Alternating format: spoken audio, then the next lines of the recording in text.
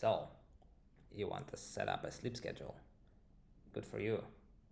This is a step-by-step guide on how to set up a sleep schedule and follow it every day consistently. A quick word, why should you listen to me? Over the course of the past 10 years, I have set up my sleep schedule more than a dozen of times, and I fucked up a lot, but I learned a lot.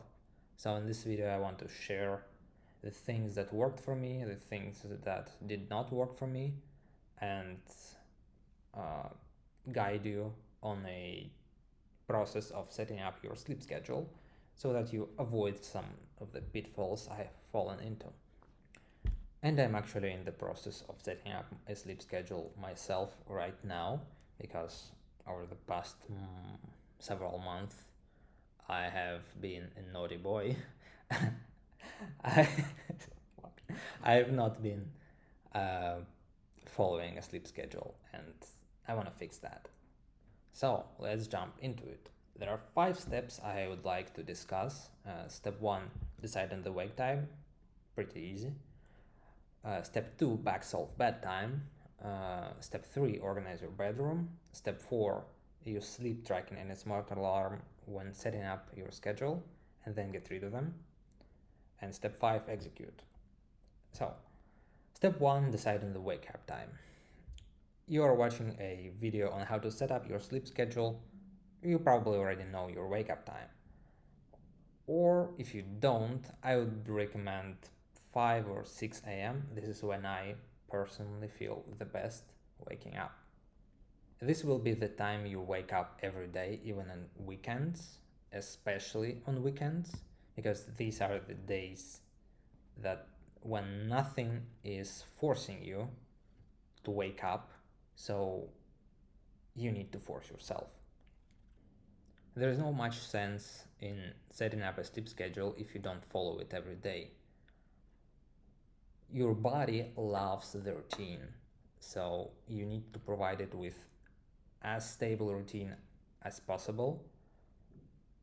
And in order to do that, you need to follow it every day. Alright, step 2, back solve bedtime. If you're like me, you need 8 hours of sleep. But when you are in your bed for 8 hours, this does not mean you sleep for 8 hours. For instance, on this screenshot you can see that I spent almost 9 hours in bed, but only 7 hours and 42 minutes was actual sleep. So you're not sleeping the whole time you are in bed, and you need to decide when to go to bed, keeping in mind that in order to get 8 hours of sleep, you need to spend 9, maybe 10 hours in bed. Step 3, organize your bedroom. Blackout curtains, no blue light from any source, no light preferably at all. Minimal noise, so I use earplugs. That's not very healthy, but they get the job done. I prefer to stop using screens and devices 1 to even 2 hours before the bedtime. And the reason is because the blue light sends a signal to your brain that this is in daytime. And in daytime, you're supposed to be active. So your brain wakes you up and you feel less sleepy. This effect can be very harmful for your sleep because if you're using your phone just before falling asleep, your brain is essentially in daytime mode. Even if you are sleeping, the quality of your sleep is poorer. You don't want that. Of course, you want to maximize the efficiency of your sleep. So to do that, cut off the blue light. Step 4, use sleep tracking and smart alarm while setting up your sleep schedule, but then get rid of them. The reason you want to use them is because they wake you up in the right time. You probably know that your sleep consists of phases, and it's much easier to wake up in between those phases than in the middle of one. A smart alarm can wake you up when it detects you are in between your phases, as opposed to a regular alarm that hits you like a truck most of the time. The reason you want to get rid of it eventually is it requires your phone to be near your bed for it to work. It leads to the temptation of using your phone while still in bed, which is a terrible idea. Step 5. Execute. Move your current wake up time to the target wake up time gradually. If you're patient, you can shift 5 minutes each day. That way, you won't even notice change. If you want to see the results faster, you can adjust by 10, maybe 15 minutes a day, but I would not recommend making bigger leaps.